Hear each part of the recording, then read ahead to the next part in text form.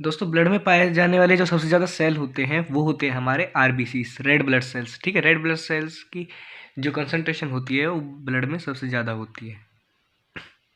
तो जो हमारे आरबीसी होते हैं वो हमारे रेड कलर के होते हैं। ठीक है, इनका रेड कलर क्यों होता है?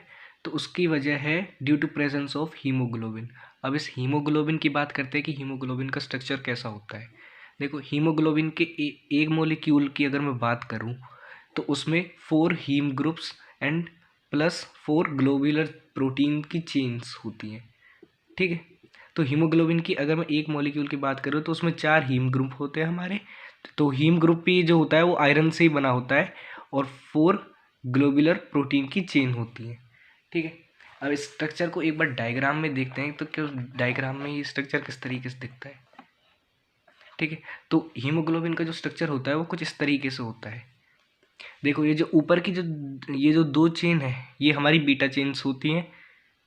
ठीक है, ऊपर की 2 बीटा चेन्स हमारी और 2 अल्फा चेन्स की। ठीक है, इन चेन के अंदर ही, इन ग्लोबुलर प्रोटीन्स के अंदर ही हमारे हीम ग्रुप प्रेजेंट होते हैं। ये जो मैंने रेड पेन से बीच में सर्कुलर डिस्क मार्क कर रखी है ये हमारे हीम ग्रुप्स हैं। ठीक, तो एक हीमोग्लोबिन का मॉलिक्यूल जो होता है वो कुछ इस तरीके से बना होता है। ठीक है, 2 बीटा चेन्स का प्लस 2 अल्फा चेन्स का प्लस 4 हीम ग्रुप्स।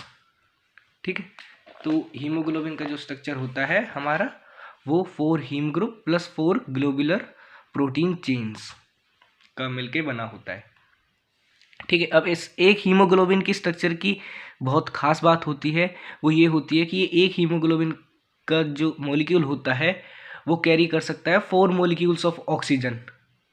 ठीक है, तो अगर मैं कहूँ कि आरबीसी में अगर एक हीमोग्लोबिन प्रेजेंट है तो कितने ऑक्सीजन को कैरी कर सकता है? वो कर सकता है 4 मॉलिक्यूल ऑफ ऑक्सीजन को कैरी।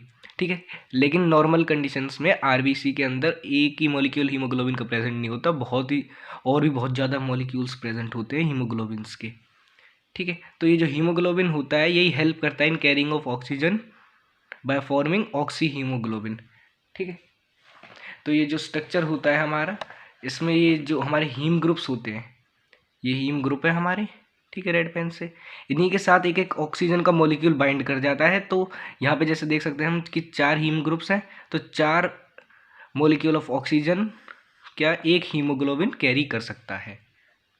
तो ये थी बात हमारी हीमोग्लोबिन के स्ट्रक्चर की।